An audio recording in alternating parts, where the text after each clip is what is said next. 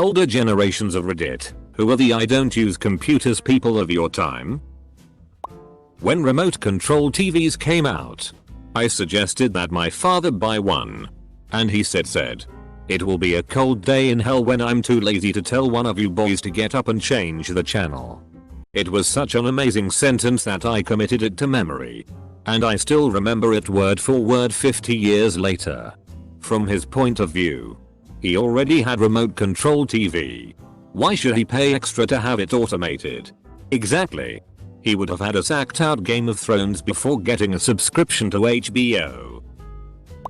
Back in the 80s I knew an old lady who used one of those really old toasters. My dad once told me a story about his grandmother refusing to fly in planes because she didn't want to get her hair all messed up from the wind. My grandmother is 97 and told me about people who would refuse to get air conditioning or drink sodas because they the devil's work. She grew up on a farm in a 2-room house with 11 family members living in that house. She always had sodas and the AC rocking and rolling all summer. My grandmother is 89. When she was a kid, she had an uncle who hated cars. He called them machines and refused to drive one. It could have been job security though. Her whole family worked for the railroad. Some people still had outdoor toilets and were laughing at those who had them installed inside because they are shitting their own houses. I lived on a homestead for a little while. I had an outdoor pit privy toilet. I hand carved the toilet seat myself. Sometimes I miss watching the sunset while taking a dump. It was way better than being stuck in a small room reading Reddit on my phone. Unless it was raining. Wiping while holding an umbrella is trickier than it looks. No outhouse with a crescent moon carved in the door? My grandaunt still believes that 15 is the age of adulthood. That schooling isn't necessary beyond that point. She grew up in a time when literacy wasn't a given. With a bachelor's degree and my very mediocre Spanish I would have killed it in 1920. For all of about 8 years. Well now I'm greatly depressed. Color TV. When they became common in the mid-60s a lot of older people believed they emitted harmful rays. When mom finally got one circa 1972 it was kept in her bedroom and we were ushered in to watch it only on special occasions. And we had to sit at least 10 feet away. My grandfather refused to get a VCR. But not because he was a Luddite. VCRs were all made in Japan and he had fought in the Pacific in World War II so he refused to buy anything Japanese. Interesting side fact. This is why Nissan originally started selling cars as Datsun. They figured there was gonna be a lot of bitter vets who remember Nissan making war materials. My grandpa used to tell me that he was basically set for life because he learned to read and write. Mass illiteracy wasn't as long ago as we like to think. My grandparents laughed at the idea of a mobile phone or sending messages through the phone line when fax machines were a thing. My grandparents didn't like computers, they still had a typewriter or wrote by hand. I was given a typewriter as a kid but by then I was using Windows 95. I have a coworker about 52 refuses to use a computer because he caught his wife sexting in a chat room on their computer. So he destroyed it. At that point if she wants to cheat, she'll find another way. Yep, she was cheating. The computer is how he found out. When I was a kid, late 50s early 60s, seatbelts in cars were an option. Lots of people thought they were unnecessary and refused to pay extra for them. Heaters and windshield defoggers were likewise optional. My parents bought a new 1964 Plymouth Valiant and didn't get the option. Windshield defoggers. I think all it takes is one snowfall in the winter when you're struggling with a windshield that constantly fogs up and frosts over. Absolute misery pulling over and scraping the inside of your windshield. I said at one time I would never buy CDs. I liked albums and tapes too much. I never got rid of the albums and tapes but I have many CDs also. When they first became available, I honestly felt that both CDs and DVDs were just an industry conspiracy to stop people from recording their own music movies with cassettes VHS. DVDs were originally marketed as uncrackable, uncopyable. So you're not entirely wrong. I remember it being a huge deal when that guy found out how to do it and shared that info to the world. Grandfather thought graduating high school was a big deal. He graduated in 1941 and was the first in his family. We had a great aunt who hated using the washing machine and claimed it never cleaned the sheets properly. I am the web designer for a local organization. Their treasurer refuses to accept card payment via their website. People have to print out forms, fill them out and post them with a check. I also get paid by check with a handwritten note. They would be a much more popular and successful business if they just modernized a little. My law firm still uses checks. We're also on QuickBooks Desktop 2008 and our timekeeping software is from 2011. We don't use Word. We use WordPerfect and our forms are still set up to double space after periods. Nightmarish. My senior year of high school, I had a series of newspaper articles in the local paper explaining how the web wasn't a fad and wasn't going away. Nobody but one guy at the paper believed it. It was 1995. My 89 years old mom pays for cable but insists on watching only PBS and occasionally NBC, CBS or ABC. The other channels are too much technology to find on the remote. She also buys multiple boxes or cans of food, dates them in Sharpie marker, records the price, less coupon or sales special, and has a rack of all her finds. She will never eat all the oatmeal or beans in our collective lifetimes. But she was a Depression era child, so I get why the urge to stock up on food is strong. I don't read novels. Double quote. My grandfather thought they were a plot by the elite to both ruin our eyesight and keep us locked away in a fantasy world. How old are you that the technological advancement your grandfather didn't trust was books? Socrates has joined the chat. My grandmother lived without plumbing all her life. Dropped toilet in a shack outside. Water from a well in a nearby field.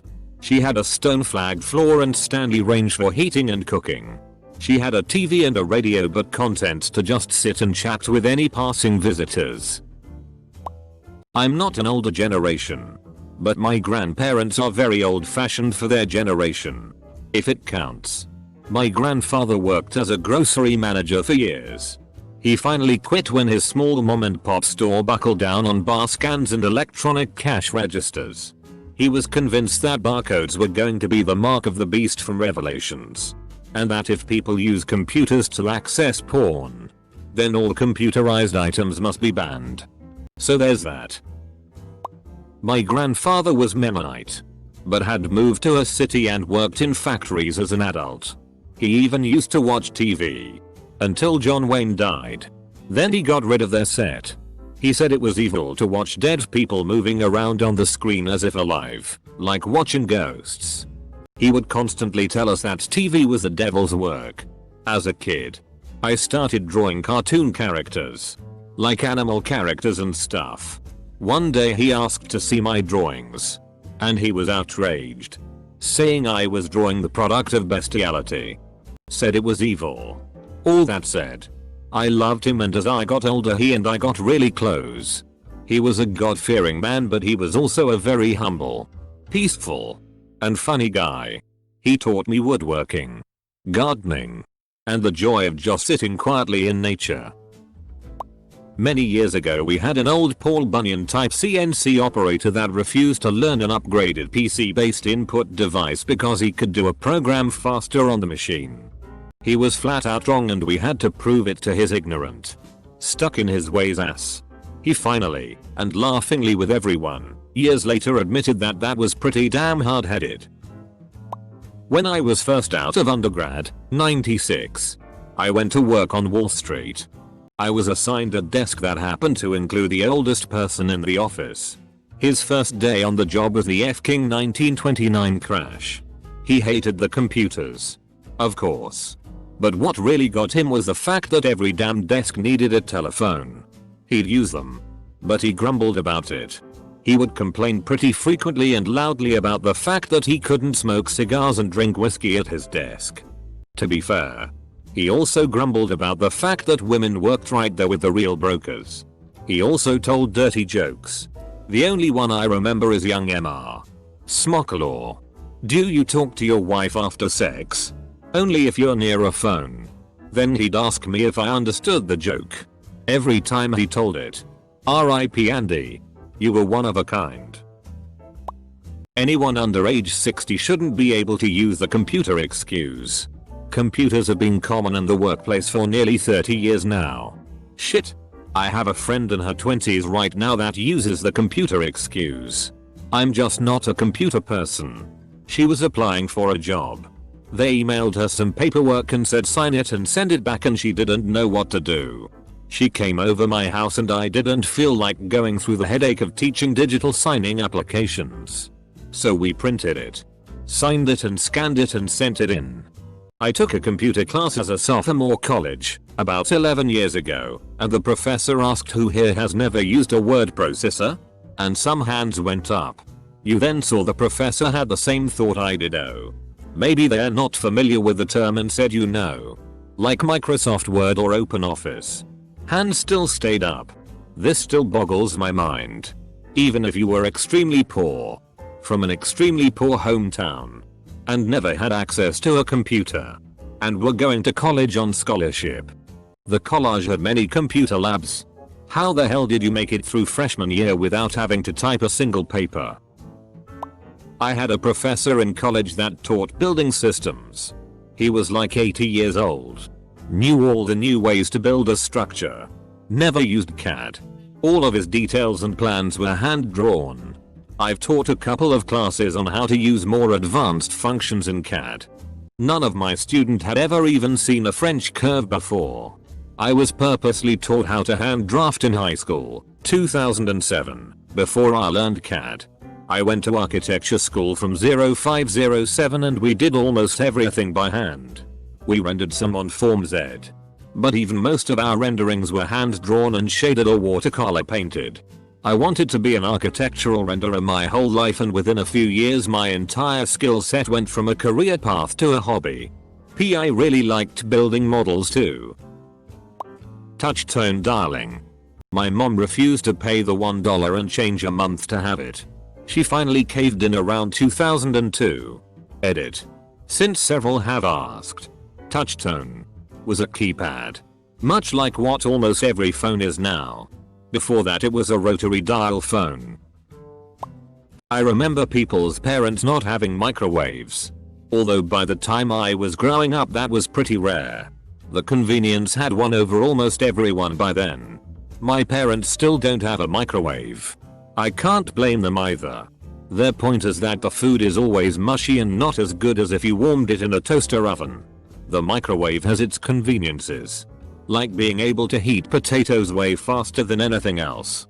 But I have to agree with them. Microwaves are inferior for most cooking. Edit when I say cooking. I mean reheating. My grandma says when she was younger there were still some people who were judgmental about the introduction of any anesthetics in childbirth.